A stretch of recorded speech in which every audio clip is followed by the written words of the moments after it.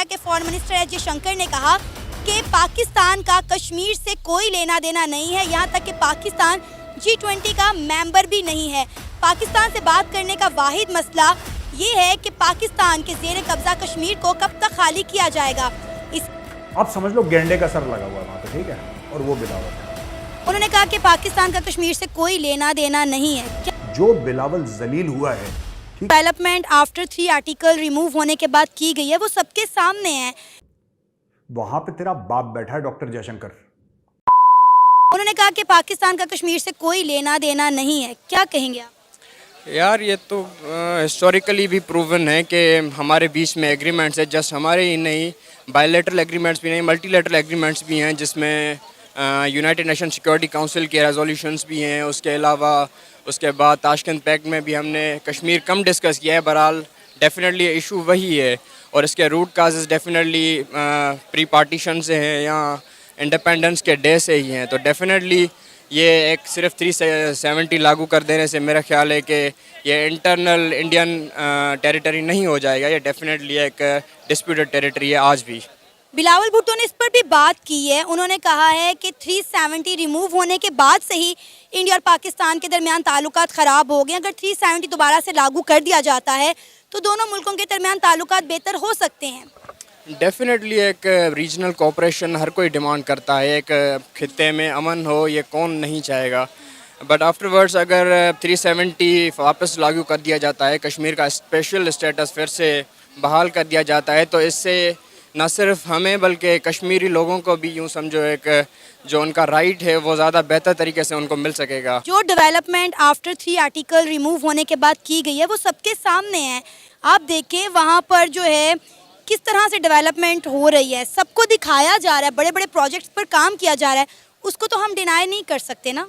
So it can be done without I think revocation of article 370। Special status बहाल होते हुए भी ये सारी डेवलपमेंट्स करनी चाहिए, क्योंकि वहाँ पर भी डेफिनेटली इंसान रहते हैं और वहाँ पर जो उनके राइट्स हैं वो भी उनको दिए जाएं, क्योंकि एक टूरिज़म में इतना बड़ा रोल प्ले करता है कश्मीर, ना सिर्फ इंडिया के लिए बल्कि पाकिस्तान के लिए भी। तो डेफिनेटली उनका प्रॉपर शेयर होना चाहिए हर एक जगह पर।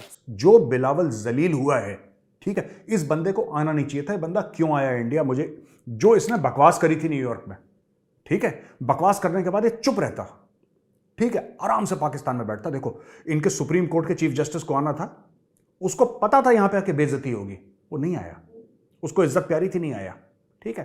ख्वाजा आसिफ डिफेंस मिनिस्टर को यहां पे आना था, उसको पता था उसके कपड़े उतारे जाएंगे भारत में, वो नहीं आया डर के मारे। ये बन रहा था चौधरी बिलावल, मैं तो जाऊंगी, मैं तो इंडिया जाऊंगी, मैं तो खेलूंगी, गुड़िया गुड़िया खेल। अबे सुन, तू इधर आ, पहले वहां पे तेरा बाप बैठा है डॉक्टर जयशंकर, ठीक है, पिछले 30-40 साल का डिप्लोमेटिक रिकॉर्ड है, क्लियर, मतलब ऐसा चाइना का ambassador, United states of America, understanding both cultures very well, और दुनिया का टॉप डिप्लोमेट है यार। और तुम जो फॉरेन मिनिस्टर बने हो, तुम फॉरेन मिनिस्टर क्यों बने हो? इसलिए नहीं कि तुम लायक हो, तुम फॉरेनर इसलिए बने हो क्योंकि तुम्हारे नाम के आगे भुट्टो है। हमारे यहां भी कुछ ऐसे लोग हैं जो चाहते हैं कि वो मंत्री बन जाए क्योंकि उनका नाम के आगे पीछे कुछ है, लेकिन fact of the matter is दुनिया मेरिट पे चलती है बॉस, दुनिया ऐसे नहीं चलती। बिल्लो देख, तू तो फंस गई, बिल्लो इज गॉन, राइट। और बिल्लो पूरा जलील होके गया है, पूरा जलील। बिल्लो की ऐसी बेइज्जती मैं बता रहा हूं दोस्तों, मैं करीब 22-23 साल से मैं फॉलो कर रहा हूं, ठीक है, 22-23 साल से जियो पॉलिटिक्स। मुझे शौक है, मीडिया में तो मैं 2016 में आया, लेकिन मुझे बड़ा शौक है जियो politics, national security, foreign affairs, मैं पढ़ता रहता हूं, जहां से नॉलेज मिलती है मैं लेता रहता हूं, और I am a very sincere student of this field. मैं कभी ऐसा नहीं कहूंगा कि मैं इसका बहुत बड़ा टीचर हूं, नहीं, but I am a sincere student, an average but a sincere student of this field. मैंने कभी ऐसा नहीं देखा कि किसी विदेश मंत्री को इतना जलील करा गया, मैंने कभी नहीं देखा।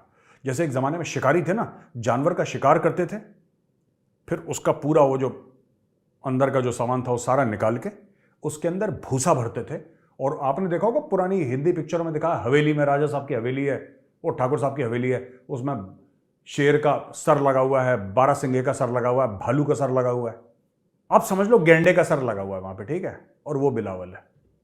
डॉक्टर जयशंकर ने इसको खत्म करा, इसके अंदर भूसा भरा और इसको दीवार पर टांग दिया। यह हाल करा डॉक्टर जयशंकर ने। और बिलावल को अभी तक मुझे नहीं लगता कि इसको पूरा पता लगा है कि कितना जलील हुआ है बिलावल। एनीवे, अब आप उस पे आइए, देखिए बिलावल ने क्या बोला। The collective security of our people is our joint responsibility. Terrorism continues to threaten global security. Let's not get caught up in weaponising terrorism for diplomatic point scoring. अच्छा, बिलावल का ये कहना है साहब कि हम दोनों, बेसिकली कहना चाहता है कि साहब टेररिज्म ग्लोबल फिनोमेना नहीं, you are the epicentre of terrorism. यार क्यों झूठ बोलते हो? नॉर्मलाइज क्यों कर रहे हो टेररिज्म? क्यों नॉर्मलाइज कर रहे हो टेररिज्म? क्यों ऐसा कह रहे हो कि नहीं ये तो होता ही है, ये तो ऐसा वहां पे होता है? कुछ नहीं होता। पाकिस्तान जननी है, Pakistan is the mother of terrorism. यार ओसामा वहीं पे मिला था क्योंकि तुम्हारी फौज ने उसको वहां पे पाला था, तुम्हारी फौज उसको सिक्योरिटी प्रोवाइड कर रही थी, तुम्हारी फौज ने उसको खाना दिया, पीना दिया, घर दिया, रहने को, प्रॉपर उसकी सिक्योरिटी वहां पे थी। और वही फौज को जब अमेरिकन ने पैसे दिए तो उन्होंने $25 मिलियन के लिए बेच दिया। क्यों पाकिस्तानियों? मैं झूठ बोल रहा हूं? तो मैं पाकिस्तानियों से पूछना चाहता हूं, यार एक बात बताओ, ओसामा बिन लादेन की बात, ठीक है, तुम्हारे फौजियों ने जिसको पनाह दी उसको बेच दिया। कैसे बेचा?